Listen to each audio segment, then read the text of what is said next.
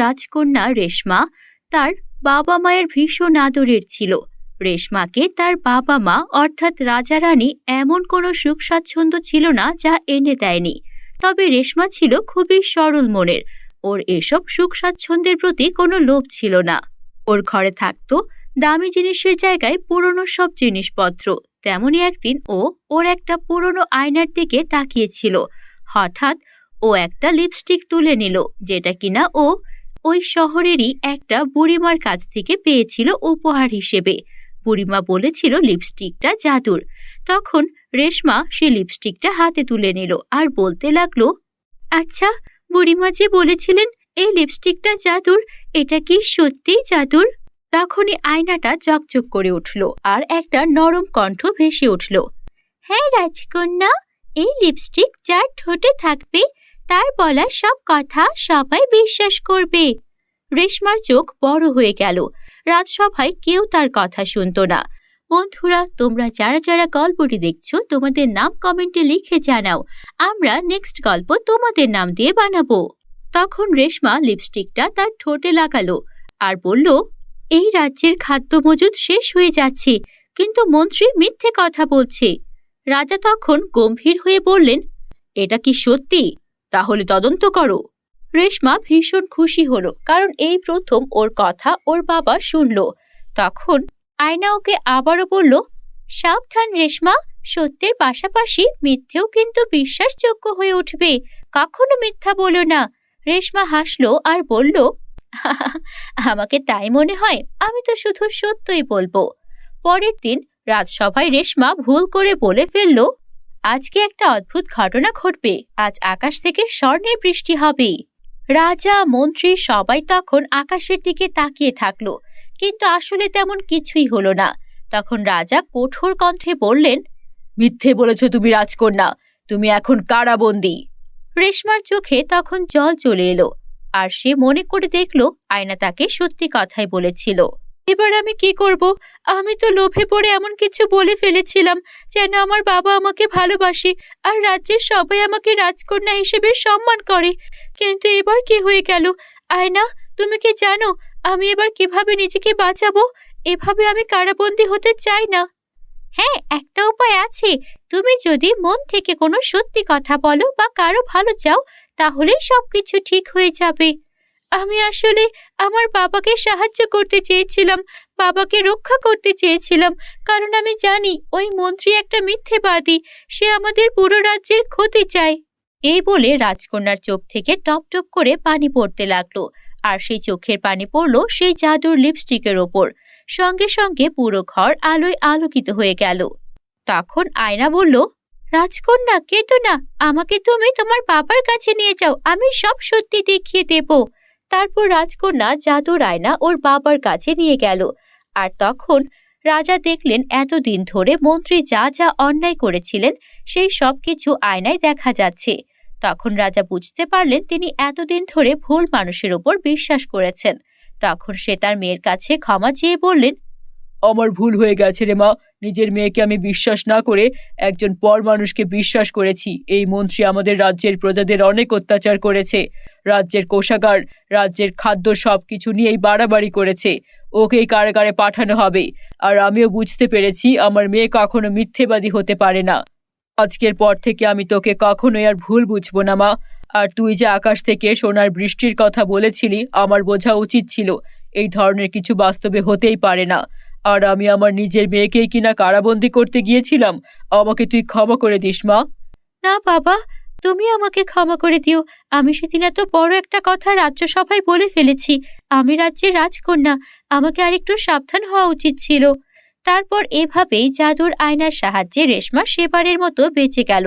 আর রেশমা এটাও বুঝে গেল যে সত্য বলার জন্য কখনো জাদুর প্রয়োজন হয় না, সৎসাহস থাকলে সেটাই যথেষ্ট। এরপর থেকে রেশমা কোথাও কোনো অবিচার অন্যায় দেখলে তার বিরুদ্ধে প্রমাণ জোগাড় করত, আর তারপর তার সঙ্গে সঙ্গে পদক্ষেপ নিয়ে সেটার সমাধান করত।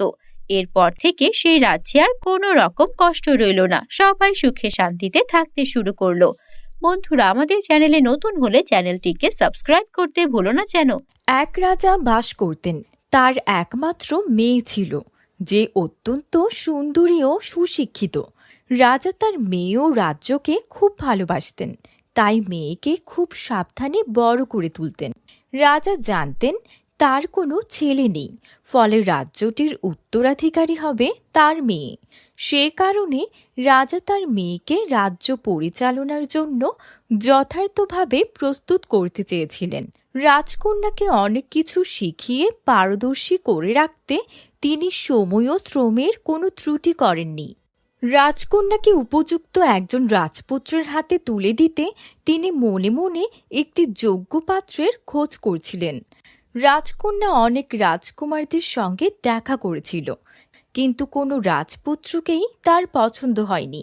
এই নিয়ে রাজা বেশ চিন্তিত হয়ে পড়েছিলেন, কারণ সময় যতই গড়াচ্ছিল ততই তার উদ্বেগ বাড়ছিল।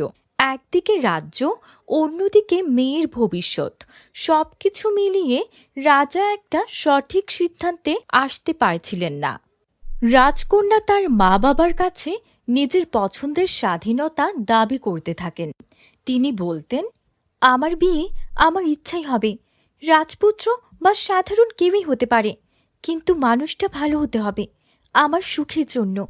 রাজকন্যার মা বাবা একে একে বেশ কিছু রাজপুত্রকে রাজপ্রাসাদে আমন্ত্রণ জানালেন, কিন্তু রাজকন্যা কাউকেই পছন্দ করলেন না। এদিকে রাজকন্যার মা বারবার রাজকন্যাকে বুঝিয়ে বলতেন, তুমি একজন রাজপুত্রের সঙ্গে বিয়ে করবে, তাহলে আমাদের রাজ্য সঠিকভাবে পরিচালিত হবে। কিন্তু রাজকন্যা দৃঢ় সংকল্পিত ছিল। তার মতে রাজ্য পরিচালনার জন্য একজন ভালো মানুষই যথেষ্ট, তা সে রাজপুত্র হোক বা সাধারণ মানুষই হোক। রাজকন্যা এমন এক সময়ে সিদ্ধান্ত নেন, যে কোনো রাজপুত্র নয়, তিনি সাধারণ মানুষের মধ্য থেকে একজন জীবনসঙ্গী খুঁজবেন। তার মা বাবা একে একে তাকে নানা ধরনের চাপ দিচ্ছিলেন, কিন্তু রাজকন্যা অটল ছিলেন। তার মতে রাজকুমারের গরিমা নয়, একজন মানুষের চরিত্রই গুরুত্বপূর্ণ। রাজকন্যার জেদ দেখে রাজা ও রানী অবশেষে রাজি হলেন যে রাজকন্যা তার পছন্দমতো একজন মানুষ বেছে নেবেন, তবে তার জন্য একটি বিশেষ পরীক্ষা হবে। এই পরীক্ষা রাজ্যবাসী সকল পুরুষদের জন্য ছিল। পরীক্ষায় উত্তীর্ণ হলে সেই ব্যক্তি রাজকন্যার স্বামী হতে পারবে। রাজা ও রানী এই সিদ্ধান্তে পৌঁছানোর পর রাজকন্যা তাদের কথা মেনে পরীক্ষা গ্রহণের জন্য রাজি হলেন। সেদিন রাজপুত্রদের আসার দিনে রাজকন্যা সাদা গাউন পরেছিলেন। তিনি এত সুন্দর ছিলেন যে তাকে দেখে সবাই মুগ্ধ হয়ে গিয়েছিল। রাজকন্যা 3টি বিছানা দেখিয়ে বললেন, এগুলোর মধ্য থেকে তোমরা নিজের পছন্দের বিছানা বেছে নাও। 3টি বিছানা ছিল সোনা, রূপা এবং তামার। রাজকন্যা জানালেন, যিনি সঠিক বিছানা বাছবেন তিনিই তার জীবনের সঙ্গী হবেন। অনেক রাজকুমার সোনা এবং রূপার বিছানা নিয়ে চলে গেলেন, কিন্তু পরেশ নামের এক সাধারণ ছেলে তামার বিছানা বেছে নিল। রাজকন্যা তার এই সিদ্ধান্তে সন্তুষ্ট হলেন। রাজকন্যার মনে হল, সোনা ও রূপার আভিজাত কিংবা গৌরবের চেয়ে এক সাধারণ মানুষের মধ্যে যেটা গুরুত্বপূর্ণ তা হল তার প্রকৃত চরিত্র এবং দৃঢ় মনোবল। রাজকন্যা তার জীবন সঙ্গী হিসেবে পরেশকেই বেছে নিলেন।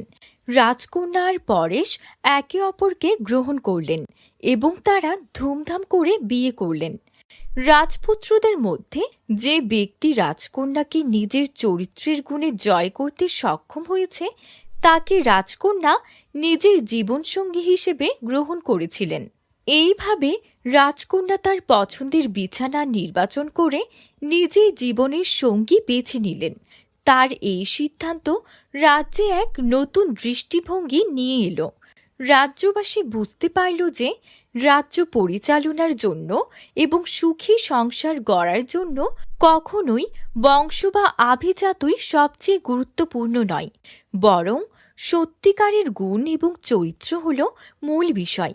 এভাবেই রাজকন্যা ও পরেশের বিয়ে রাজ্যে শান্তি ও সমৃদ্ধি নিয়ে এলো এবং রাজকন্যা তার নিজের জীবনের জন্য একটি শক্তিশালী ও দয়ালু সঙ্গী বেছে নিয়ে সুখী হলেন। তো বন্ধুরা, গল্পটি কেমন লেগেছে কমেন্টে জানাতে ভুলো না। ভালো লেগে থাকলে একটি লাইক করে দিও। আর আমাদের চ্যানেলে নতুন হয়ে থাকলে আমাদের চ্যানেলটিকে সাবস্ক্রাইব করে বেল আইকনটি অন করে দিও। ধন্যবাদ।